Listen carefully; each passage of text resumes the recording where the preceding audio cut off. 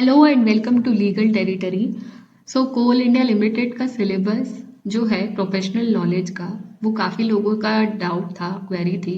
और paper pen में तो जैसे सिंपल है, आपको जनरल अवेयरनेस के क्वेश्चंस प्रिपेयर करने हैं, एप्टीट्यूड के क्वेश्चंस प्रिपेयर करने हैं, इंग्लिश है। ये सारी चीज़ें आप कवर कर लेंगे, लेकिन पेपर 2 के लिए, प्रोफेशनल नॉलेज के लिए किसी के पास आइडिया नहीं था कि कैसे क्या करना है। तो आज इस वीडियो में हम सिलेबस डिस्कशन करेंगे और कौन कौन से एक्ट आएंगे और उसमें कौन कौन से सेक्शन आएंगे, वो हम सब लाइन वाइज डिस्कस करते जाएंगे। अपने पास एक पेन और कॉपी रखिए और अपने सारे इंपॉर्टेंट सेक्शंस को लिखते जाइए। सबसे पहला एक्ट जो है वो हमारा आर्बिट्रेशन एंड कंसिलिएशन एक्ट 1996 है। उसमें सेक्शन 7, 8, 9, 10, 11, 12, 15, 16, 17, 21, 26, 27, 33, 34, 35, 36, 43, ये सारे इंपॉर्टेंट सेक्शंस हैं। फिर उसके बाद रजिस्ट्रेशन एक्ट में 17, 18, 26, 28, 29, 32, 33, 34, 49, 89, ये सारे इंपॉर्टेंट सेक्शंस हैं। इसके बाद इंडस्ट्रियल डिस्प्यूट्स एक्ट जो है वो आपको पूरा कंप्लीटली करना है। Industrial employment standing order act है, उसमें आपको जो इंपॉर्टेंट प्रोविजंस हैं वो 3, 4, 5, 6, 7, 9, 13 और 14 है। पेमेंट ऑफ ग्रेचुइटी एक्ट में सेक्शन 2A, 3, 6, 7, 8, 9, 13 और 14 है। फिर अगला जो हम एक्ट पढ़ेंगे वो है पेमेंट ऑफ वेजेस एक्ट 1936, जिसमें आपको केवल 3 सेक्शन प्रिपेयर करने हैं। Sections are 7, 9 and 12। फिर है वर्कमैन कॉम्पनसेशन एक्ट, उसमें आपको सेक्शन नंबर 3, 5, 19 और 28 प्रिपेयर करना है। फिर है आपका कोड ऑफ क्रिमिनल प्रोसीजर, जिसमें आपकी ये सारे सेक्शंस होंगे। आप इन सेक्शंस को जो स्क्रीन पर बताए गए हैं उन्हें नोट डाउन कर लीजिए, क्योंकि CRPC और बहुत लेंदी सब्जेक्ट है, तो उसमें इतने सारे सेक्शंस आएंगे। सबसे ज़्यादा इंपॉर्टेंट जो हर एग्जाम में पूछा जाता है वो 125 है, तो आप इसको एक बार थोरली देख लीजिए। मेंटेनेंस रिलेटेड सेक्शन है और सेक्युलर सेक्शन है, तो ये हर जगह अप्लाई होता है। फिर है code of code of civil procedure. Civil procedure में आपका जो सेक्शन 10, 11, 20, 24, 25, 34, 47, 60, 80, 88, 92, 96 से लेके 109, ये सारे इंपॉर्टेंट सेक्शंस हैं। ये सारे स्क्रीन पर मैंने आपको बता दिए हैं, सारे इंपॉर्टेंट ऑर्डर्स भी मेंशन कर दिए हैं स्क्रीन पर, आप देख सकते हैं।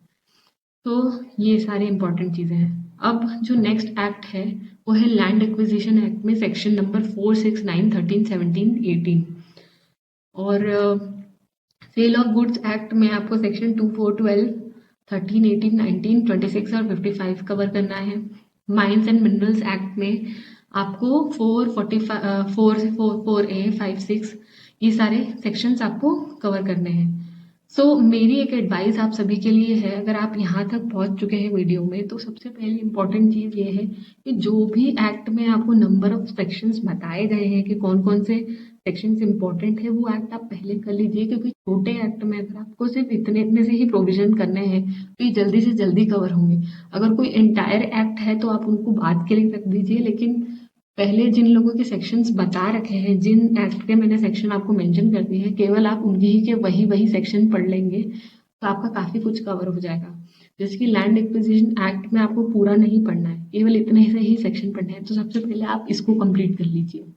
वैसे ही सेल ऑफ गुड्स में भी आपको सिर्फ इतने ही प्रोविजन करने हैं, तो आप वो पहले पढ़ लीजिए। कोई भी एक्ट अगर आपको पूरा पढ़ना है तो उसको बाद वाली स्टेज के लिए रखिए, क्योंकि अभी एग्जाम में ज़्यादा टाइम है नहीं और 7 सितंबर को आपका एग्जाम हो जाएगा। कंपनीज एक्ट में 1956 में आपको 3, 4, 9, 10, 12, 433, 434, 617, 630, ये सारे इंपॉर्टेंट सेक्शंस हैं। इंडियन पिनल कोड में 21, 100 से 106 तक, 120A, 120B, 191 से लेके 200 तक और 264 से लेके 267 तक। फिर है 299 से 307 तक।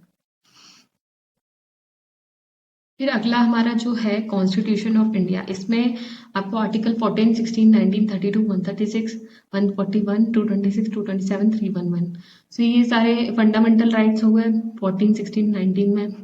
फिर 32 में आपका अपना सुप्रीम कोर्ट में जो पिटीशन लगाना का है। 136 में SLP आपकी स्पेशल लीव पिटीशन। 226 में हाई कोर्ट का जुरिस्डिक्शन। 32 में सुप्रीम कोर्ट का जुरिस्डिक्शन। 227 again high court. तो ये सारी चीज़ें इंपॉर्टेंट हो जाएंगी, बहुत बेसिक है, एक एक बार आप देख लीजिएगा। माइंस एक्ट में section number 33, 34, 36, 37, 45, 46, 47 and 53 are important, तो ये कवर करने हैं केवल। फिर है कोल माइंस नेशनलाइजेशन एक्ट, वो आपको कंप्लीटली करना है। फिर इंडियन कॉन्ट्रैक्ट एक्ट है, उसके सेक्शन नंबर 10, 11, 23, 24, 25, 26, 31, 37, 51, 62 एंड 73 कवर करने हैं। Contract labour regulation and abolition act 1970 आपको पूरा कंप्लीटली करना है। Coal bearing area acquisition and development act 1957 भी आपको पूरा करना है। तो जितने भी सेक्शन और जितने भी आपको एक्ट मैंने बताए हैं, ये सारे इंपॉर्टेंट एक्ट हैं। मेरा सजेशन अगेन यही रहेगा कि जो भी एक्ट आपको पूरे पूरे करने हैं उनको आप बाद में करना, लेकिन जो सारे इंपॉर्टेंट प्रोविजंस मैंने बता दिए हैं उनके चार पांच सेक्शंस आप हर एक्ट के कवर कर लेंगे तो आपका काफ़ी मेजर सिलेबस एग्जाम से पहले कंप्लीट हो जाएगा।